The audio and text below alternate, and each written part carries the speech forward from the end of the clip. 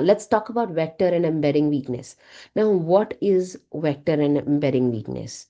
Now, that's something where we're talking about RAGs also. I think somebody has a question about RAG. So, vector and embedding vulnerabilities, they're actually posing very great risks, security risk in how system utilizes RAGs with LLMs. There are weaknesses in how we vector and embedded systems or things are generated, code is generated, stored and retrieved. Because if we don't store it properly, it can be exploited by malicious actions which are unintended or intended.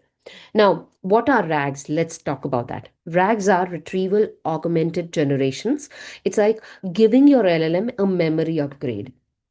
So a lot of new systems that you're talking about, they're using RAGs.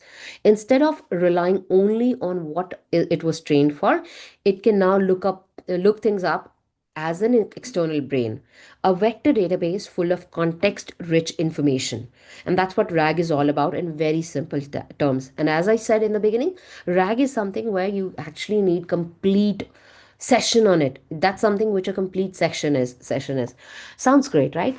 But well, unless that external brain has been tampered with, infiltrated with, or just people don't play around with it, but people do that, right? And that's where there are some risks around it, where we have unauthorized access and data leak, which is there.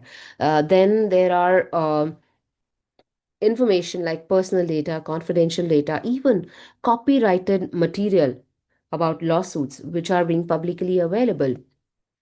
Another thing is that when we are dealing with vector databases, there are information which are rich in information. So there's cross context confusion that comes into picture. There's knowledge clash that comes into picture. There are multiple users who share the same vector database without proper sanitization. Data meant to be for me would be shared with somebody else. Data meant for me would be shared with Debajoti. Or let me just check who was talking about rags. Okay. Um, Actually, Abdul was talking about it. So LLM might get confused when new facts from RAG conflict with the old knowledge it learned while we were training it. So now, let me just give you an example of space. So Pluto is like a planet, but what happened? It was like under the nine planets, but now it is not. So something which is tricky, but it still comes as part of it because it was old information which was available.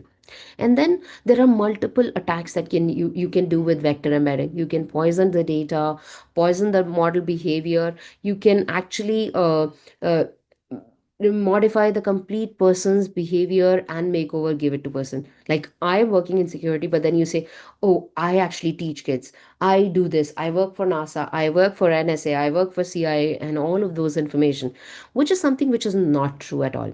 And that's when we need to lock our vault. We need to have proper fine grade access controls. We need to make sure only the right people, right bots can see the right data. Different users, different doors, let's put it this way. And this is something where we say no site, no size, no one size fit all the keys, period. We need to validate it. And again, never trust, always verified. Run validated checks on everything before it hits the knowledge base, because if you don't validate, it will be a big problem. Another thing could be we need to sort it smartly. We need to understand that there should not be mixing of sources. We need to well label it, categorize it, and access control it. Or we will only get the poison data. Log everything and monitor like a hawk.